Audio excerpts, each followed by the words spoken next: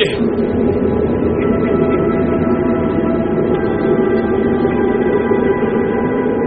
मैंने आज से पहले इतनी ठंड कभी महसूस नहीं की है। इस ठंड में तो जैसे मेरी हड्डियां भी कांप रही हैं। तापमान -30 के नीचे होगा। ये शरीर के अंदर मौजूद सारी ऊर्जा सोख रहा है। जरा सी लापरवाही हुई तो जान भी जा सकती है। इसी वजह से रूस की खतरनाक ठंड के सामने कोई टिक नहीं पाता। यहाँ की ठंड बहुत जबरदस्त है। ऐसा लगता है जैसे ये त्वचा को छील रही हो। यहाँ हाल ये है कि अगर नाक से कुछ निकलता भी है तो वो जम जाता है। इस बात में कोई शक ही नहीं है कि यहाँ रहने वाले जीव बड़े ही असाधारण हैं। मैं जिस हवा में सांस ले रहा हूँ वो भी बहुत ठंडी है और जैसे ही तापमान -40 के नीचे जाता है हमारे फेफड़ों में बर्फ के क्रिस्टल्स बनने लगते हैं और मुंह से खून आने लगता है। फेफड़ों को अगर फ्रॉस्ट बाइट हुआ तो फिर मौत तय है। साइबेरिया दुनिया की सबसे खतरनाक और ठंडी जगहों में से एक है और यहाँ का तापमान इस ऊंचाई की वजह से और भी कम है। साथ में ये हवा भी चल रही है। हवा ज्यादा तेज नहीं है लेकिन ये हर जगह पहुंच रही है। अब मुझे जल्द से जल्द नीचे घाटी में पहुंचने की कोशिश करनी होगी। अगर आप 24 घंटों के अंदर एक जमी हुई लाश नहीं बनना चाहते तो आपको लगातार चलते रहना होगा। घाटी की तलहटी पर भी हवा है लेकिन ये उतनी खतरनाक नहीं है जितनी ऊपर थी। आप देख सकते हैं पहाड़ों के ऊपर से सूरज निकल रहा है और वो थोड़ा सा लाल भी है। और यहाँ उत्तरी गोलार्ध में इसका मतलब है कि मौसम अब बदलने वाला है और अक्सर वो पहले से भी ज्यादा खराब होगा।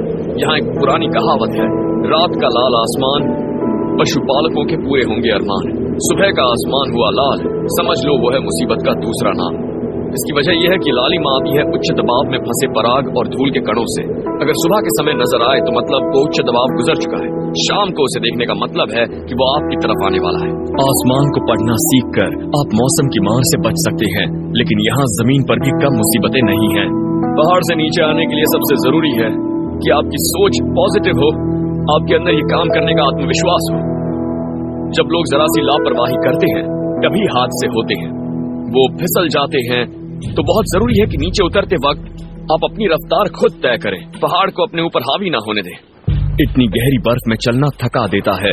ऐसा लगता है जैसे हर कदम 1-1 टन का हो गया हो। और फिर आपका सामना होता है साइबेरिया की खतरनाक नदियों से। सर्दियों के मौसम में साइबेरिया की करीब सारी नदियां जम जाती हैं लेकिन यहाँ बर्फ के नीचे पानी बहता रहता है और आप उसकी आवाज सुन सकते हैं अगर आप शोर ना करें। इस वजह से इन नदियों को पार करना इतना खतरनाक होता है। अगर बर्फ की पतली परत टूट गई तो आप नदी में गिर जाएंगे और बाहर आना नामुमकिन होगा। मैं यहाँ इन बड़े बड़े पत्थरों का इस्तेमाल करने वाला हूँ और बर्फ से ढके इन पत्थरों पर कूदते हुए इसे पार करने वाला हूँ। अगर इन पत्थरों पर पैर फिसला तो मैं बुरी तरह से घायल हो सकता हूँ या फिर बर्फ की परत तोड़कर नीचे के बर्फीले पानी में जा सकता हूँ। देखा जाए तो ये शतरंज की एक बहुत बड़ी बिसात जैसा है जहाँ सोच समझकर चाल चलनी पड़ती है और ये भरोसा करना पड़ता है कि सामने पत्थर ही है, बर्फ नहीं है। यहाँ कोई गलती हुई तो जिंदा बचने की संभावनाएं बहुत कम हैं। यहाँ दूर दूर तक कोई इंसानी बस्ती नहीं है और आपको कोई बचाने नहीं आएगा। मुझे अपने पैरों के नीचे बहते पानी की आवाज सुनाई दे रही है।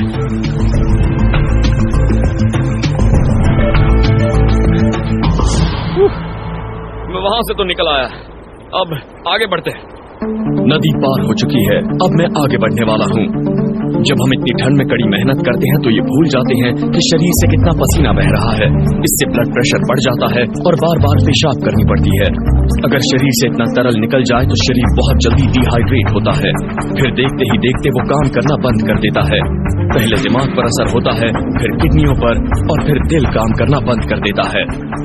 ये उन गिनी चुनी चीजों में से एक है जो अब तक जमी नहीं है और इस पानी का बहाव इतना तेज है कि वो इसे जमने भी नहीं देगा। तो मैं ये पानी पी सकता हूँ। यहाँ बर्फ खाने की भी बहुत इच्छा होती है पर ऐसा बिल्कुल ना करें, उससे आपका मुंह जल जाएगा, मुंह में छाले पड़ जाएंगे। आपको जहां भी पानी भरने का मौका मिले पानी जरूर भर लें, लेकिन पानी भी झटके से नहीं पीना है। उससे आपका अंदरूनी तापमान फौरन नीचे चला जाएगा और शरीर को एक तेज झटका लग सकता है। अच्छा होगा आप घूंट घूंट भर के पानी पिएं और बोतल को अपने सीने के करीब रखें या बैग के अंदर डालें जिससे पानी जमे नहीं।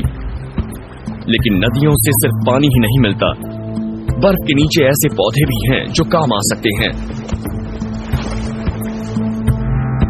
अरे ये तो, हाँ ये देखिए, इस बैग में मॉस है। मैं इसे उखाड़ता हूं ताकि आप इसे देख सकें। और इसके अंदर एंटीसेप्टिक खूबियां होती हैं। इसमें आयोडीन होता है और सैनिक विश्व युद्ध के समय इनका इस्तेमाल करते थे। वो अपने घावों पर इसे लगा देते थे। इसके अंदर के एंटीसेप्टिक तत्व और आयोडीन जख्म को साफ करके उन्हें ठीक करते थे। और इस जगह पे ये मुझे काफी दिख रहा है।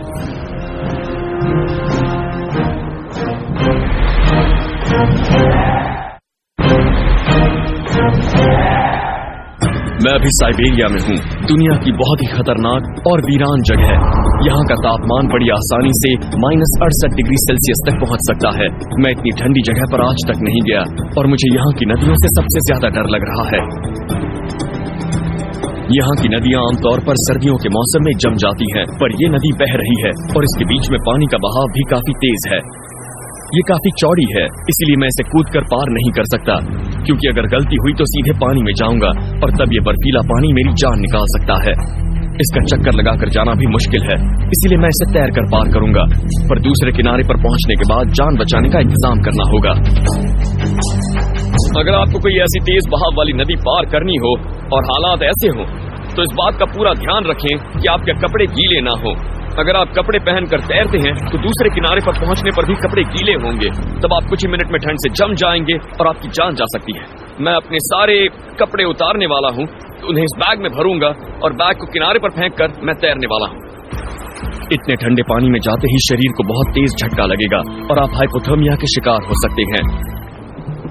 सच कहता हूं, मेरे पैरों की उंगलियां बहुत ज्यादा ठंडी पड़ चुकी हैं और सुन्न होकर बर्फ की तरह ठोस हो गई है। मेरी हालत खराब हो रही है। मुझे पहाड़ों पर पहले भी फ्रॉस्ट बाइट हो चुका है।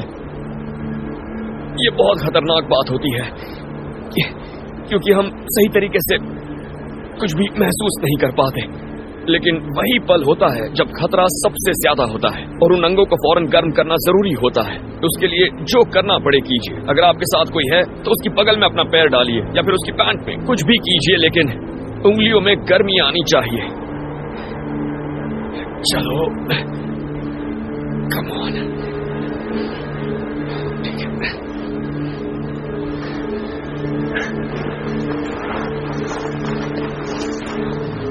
हाथों की उंगलियां भी सुन्न हो रही हैं और हाथों की उंगलियां सुन्न होने के बाद भी कुछ कर पाना मुश्किल हो जाता है। ना आप जूते पहन सकते हैं, ना फीते बांध सकते हैं, बैग नहीं खोल सकते, ना आग जला सकते हैं। इसलिए उंगलियों को हरकत में लाना बहुत जरूरी होता है। यहाँ आर्कटिक जैसी ठंड है। मैं तुम्हारे हाथ देख रहा हूँ, तुम्हारी उंगलियों पर बर्फ लगी है। जरा कैमरा में दिखाओ, लोगों को पता चले। अपनी उंगलियां हिलाते रहना, बिल्कुल मत भूलना, क्योंकि उनका हरकत में आना जरूरी है, वरना सुन्न पड़ जाएंगी। मैं 5 मिनट दौड़कर शरीर को जरा गर्म करूंगा। चलो चलते हैं। मेरी अगली चुनौती है खतरनाक सायान पहाड़ों को पार करना। ठीक है, आगे बढ़ते हैं। लेकिन और मुंह से खून आने लगता है। फेफड़ों को अगर फ्रॉस्ट बाइट हुआ तो फिर मौत तय है। साइबेरिया दुनिया की सबसे खतरनाक और ठंडी जगहों में से एक है और यहाँ का तापमान इस ऊंचाई की वजह से और भी कम है। साथ में ये हवा भी चल रही है। हवा ज्यादा तेज नहीं है, लेकिन ये हर जगह पहुंच रही है। अब मुझे जल्द से जल्द नीचे घाटी में पहुंचने की कोशिश करनी होगी। अगर आप 24 घंटों के अंदर एक जमी हुई लाश नहीं बनना चाहते तो आपको लगातार चलते रहना होगा। घाटी की तलहटी पर भी हवा है, लेकिन ये उतनी खतरनाक नहीं है जितनी ऊपर थी। आप देख सकते हैं पहाड़ों के ऊपर से सूरज निकल रहा है और वो थोड़ा सा लाल भी है। और यहाँ उत्तरी गोलार्ध में इसका मतलब है कि मौसम अब बदलने वाला है और अक्सर वो पहले से भी ज्यादा खराब होगा। यहाँ एक पुरानी कहावत है, रात का लाल आसमान पशुपालकों के पूरे होंगे अरमान। सुबह का आसमान हुआ लाल, समझ लो वो है मुसीबत का दूसरा नाम। इसकी वजह यह है कि लालिमा आती है उच्च दबाव में फंसे पराग और धूल के कणों से। अगर सुबह के समय नजर आए तो मतलब वो उच्च दबाव गुजर चुका है। शाम को उसे देखने का मतलब है कि वो आपकी तरफ आने वाला है। आसमान को पढ़ना सीखकर आप मौसम की मार से बच सकते हैं, लेकिन यहाँ जमीन पर भी कम मुसीबतें नहीं हैं। पहाड़ से नीचे आने के लिए सबसे जरूरी है कि आपकी सोच पॉजिटिव हो, आपके अंदर ये काम करने का आत्मविश्वास हो। जब लोग जरा सी लापरवाही करते हैं तभी हादसे होते हैं, वो फिसल जाते हैं। तो बहुत जरूरी है कि नीचे उतरते वक्त आप अपनी रफ्तार खुद तय करें, पहाड़ को अपने ऊपर हावी ना होने दें। इतनी गहरी बर्फ में चलना थका देता है, ऐसा लगता है जैसे हर कदम एक एक टन का हो गया हो। और फिर आपका सामना होता है साइबेरिया की खतरनाक नदियों से। सर्दियों के मौसम में साइबेरिया की करीब करीब सारी नदियां जम जाती हैं, लेकिन यहाँ बर्फ के नीचे पानी बहता रहता है और आप उसकी आवाज सुन सकते हैं अगर आप शोर ना करें। इस वजह से इन नदियों को पार करना इतना खतरनाक होता है। अगर बर्फ की पतली परत टूट गई तो आप नदी में गिर जाएंगे और बाहर आना नामुमकिन होगा। मैं यहाँ इन बड़े बड़े पत्थरों का इस्तेमाल करने वाला हूँ और बर्फ से ढके इन पत्थरों पर कूदते हुए इसे पार करने वाला हूँ। अगर इन पत्थरों पर पैर फिसला तो मैं बुरी तरह से घायल हो सकता हूँ या फिर बर्फ की परत तोड़कर नीचे के बर्फीले पानी में जा सकता हूँ। देखा जाए तो ये शतरंज की एक बहुत बड़ी बिसात जैसा है, जहाँ सोच समझकर चाल चलनी पड़ती है और ये भरोसा करना पड़ता है कि सामने पत्थर ही है, बर्फ नहीं है। यहाँ कोई गलती हुई तो जिंदा बचने की संभावनाएं बहुत कम हैं। यहाँ दूर दूर तक कोई इंसानी बस्ती नहीं है और आपको कोई बचाने नहीं आएगा। मुझे अपने पैरों के नीचे बहते पानी की आवाज सुनाई दे रही है।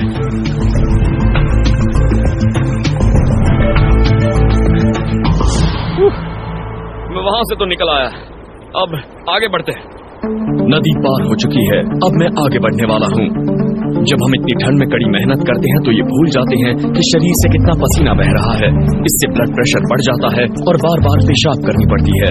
अगर शरीर से इतना तरल निकल जाए तो शरीर बहुत जल्दी डिहाइड्रेट होता है, फिर देखते ही देखते वो काम करना बंद कर देता है। पहले दिमाग पर असर होता है, फिर किडनियों पर और फिर दिल काम करना बंद कर देता है। ये उन गिनी चुनी चीजों में से एक है जो अब तक जमी नहीं है और इस पानी का बहाव इतना तेज है कि वो इसे जमने भी नहीं देगा। तो मैं ये पानी पी सकता हूँ। यहाँ बर्फ खाने की भी बहुत इच्छा होती है, पर ऐसा बिल्कुल ना करें, उससे आपका मुंह जल जाएगा, मुंह में छाले पड़ जाएंगे। आपको जहां भी पानी भरने का मौका मिले पानी जरूर भर लें, लेकिन पानी भी झटके से नहीं पीना है, उससे आपका अंदरूनी तापमान फौरन नीचे चला जाएगा और शरीर को एक तेज झटका लग सकता है। अच्छा होगा आप घूंट घूंट भर के पानी पिएं और बोतल को अपने सीने के करीब रखें या बैग के अंदर डालें जिससे पानी जमे नहीं। लेकिन नदियों से सिर्फ पानी ही नहीं मिलता, बर्फ के नीचे ऐसे पौधे भी हैं जो काम आ सकते हैं। अरे ये तो, हाँ ये देखिए, इस बैग में मॉस है। मैं इसे उखाड़ता हूं ताकि आप इसे देख सकें। और इसके अंदर एंटीसेप्टिक खूबियां होती हैं। इसमें आयोडीन होता है और सैनिक विश्व युद्ध के समय इनका इस्तेमाल करते थे। वो अपने घावों पर इसे लगा देते थे। इसके अंदर के एंटीसेप्टिक तत्व और आयोडीन जख्म को साफ करके उन्हें ठीक करते थे। और इस जगह पे ये मुझे काफी दिख रहा है।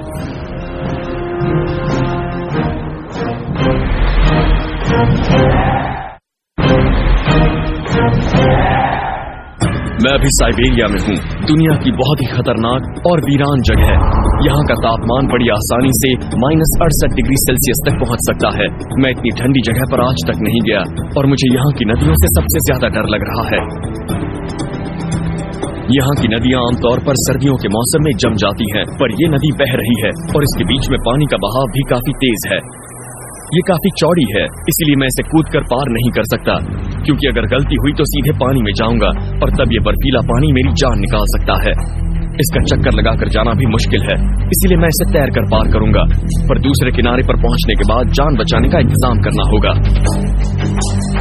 अगर आपको कोई ऐसी तेज बहाव वाली नदी पार करनी हो और हालात ऐसे हों, तो इस बात का पूरा ध्यान रखें कि आपके कपड़े गीले ना हो।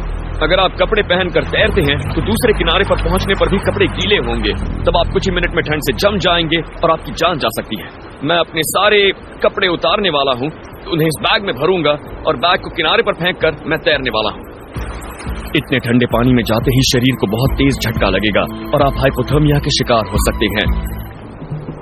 सच कहता हूँ, मेरे पैरों की उंगलियां बहुत ज्यादा ठंडी पड़ चुकी हैं और सुन्न होकर बर्फ की तरह ठोस हो गई हैं। मेरी हालत खराब हो रही है। मुझे पहाड़ों पर पहले भी फ्रॉस्ट बाइट हो चुका है। ये बहुत खतरनाक बात होती है क्योंकि हम सही तरीके से कुछ भी महसूस नहीं कर पाते, लेकिन वही पल होता है जब खतरा सबसे ज्यादा होता है और उन अंगों को फौरन गर्म करना जरूरी होता है। उसके लिए जो करना पड़े कीजिए। अगर आपके साथ कोई है तो उसकी बगल में अपना पैर डालिए या फिर उसकी पैंट में, कुछ भी कीजिए, लेकिन उंगलियों में गर्मी आनी चाहिए। चलो, कम ऑन। ठीक है।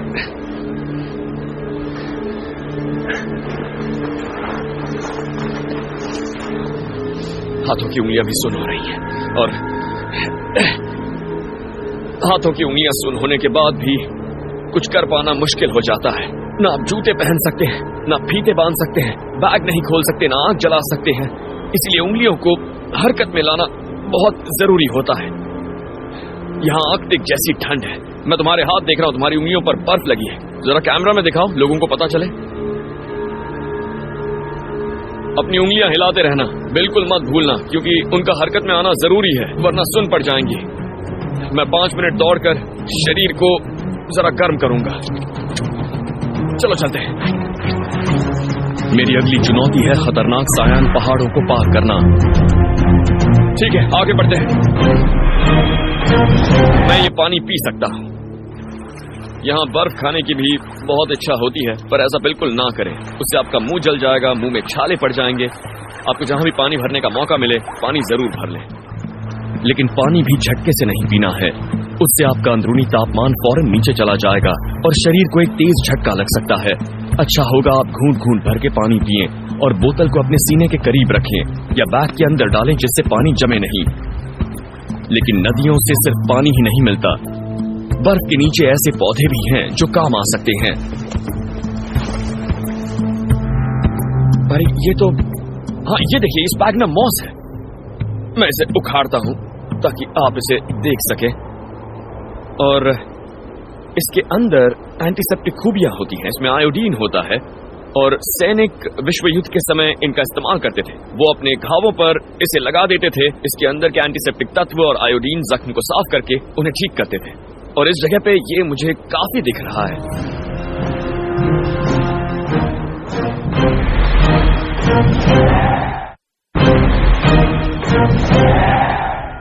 मैं अभी साइबेरिया में हूँ, दुनिया की बहुत ही खतरनाक और वीरान जगह है। यहाँ का तापमान बड़ी आसानी से -68 डिग्री सेल्सियस तक पहुँच सकता है। मैं इतनी ठंडी जगह पर आज तक नहीं गया और मुझे यहाँ की नदियों से सबसे ज्यादा डर लग रहा है। यहाँ की नदियाँ आमतौर पर सर्दियों के मौसम में जम जाती हैं, पर ये नदी बह रही है और इसके बीच में पानी का बहाव भी काफी तेज है।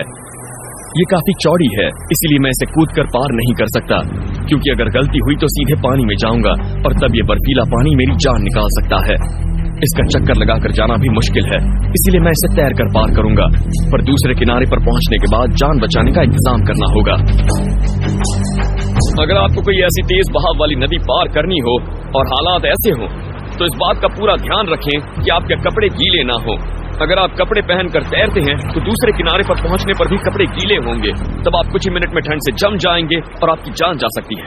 मैं अपने सारे कपड़े उतारने वाला हूं, उन्हें इस बैग में भरूंगा और बैग को किनारे पर फेंककर मैं तैरने वाला हूं। इतने ठंडे पानी में जाते ही शरीर को बहुत तेज झटका लगेगा और आप हाइपोथर्मिया के शिकार हो सकते हैं।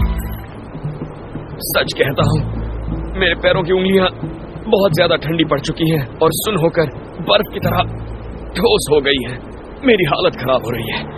मुझे पहाड़ों पर पहले भी फ्रॉस्ट बाइट हो चुका है।